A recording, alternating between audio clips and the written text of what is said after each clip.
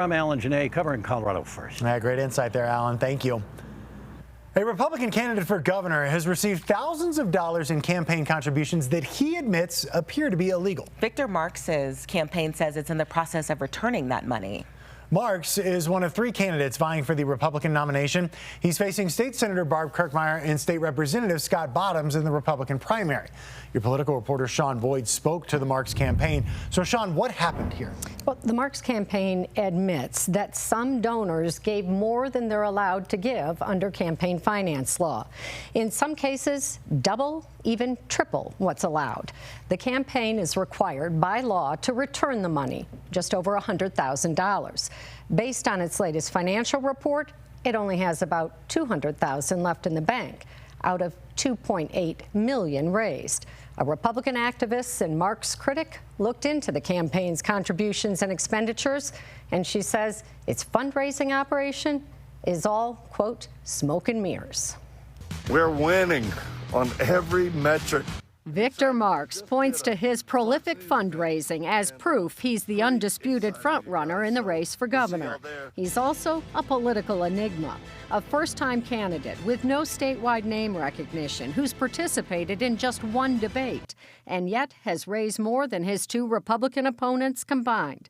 It just didn't add up to Darcy Schoening, who's worked for the state Republican Party and run for office herself. I don't really have a dog in this fight. I just started investigating Victor Marx because I felt like the public needed to know who he really is. Over the last 8 months, Schoening has sifted through hundreds of pages of campaign finance reports and says Marx has created the illusion of being the front runner. The more and more that I dug, the more that I found.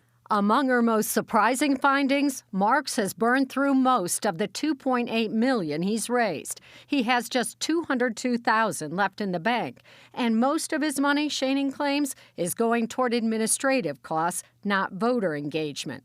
She says Marx has shelled out $866,000 for consulting, $112,000 for new clothes, $28,000 for airline tickets and hotels, and $1.3 million for fundraising. Almost half the money he's raised goes to solicit more money. I believe that it's partially that he wants to make it look like there's just thousands of donations coming across the country so that he looks like the most viable candidate. But some of those donations, she claims, are illegal.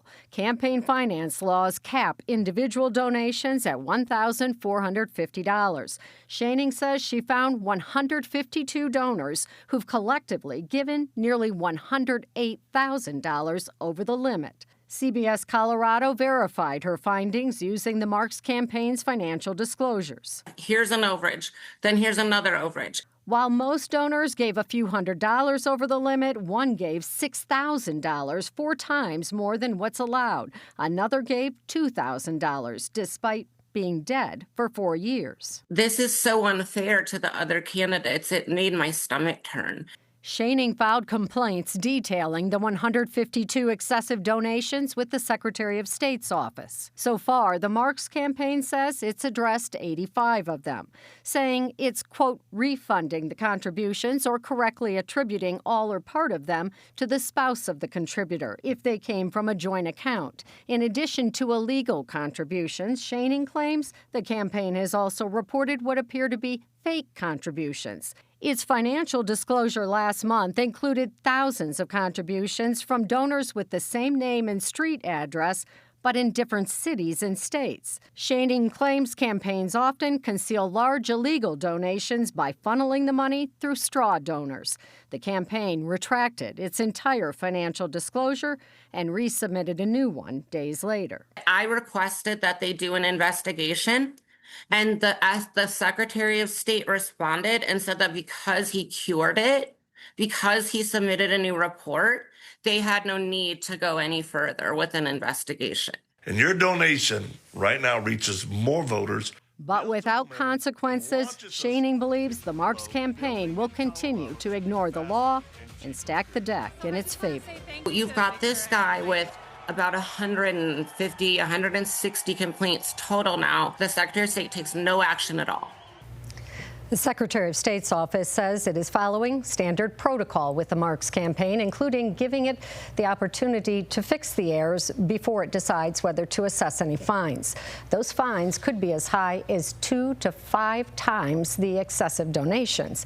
If Schoening's numbers are correct, that's $216,000 to $540,000, which is more than the Marx campaign has in the bank right now.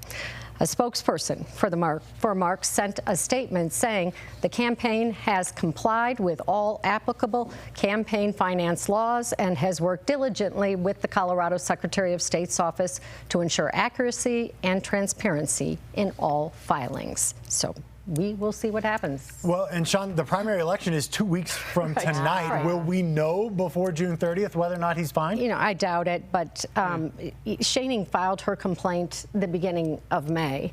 Secretary of State's office hasn't opened an investigation yet, even on this. And then, you know, that would take time, and the Marx campaign would have to reply. So, yeah, I don't think we're going to hear anything before June 30th. Okay. All right. Well, of course, when we do hear something, Sean, we know that you will bring it to us. Thank you.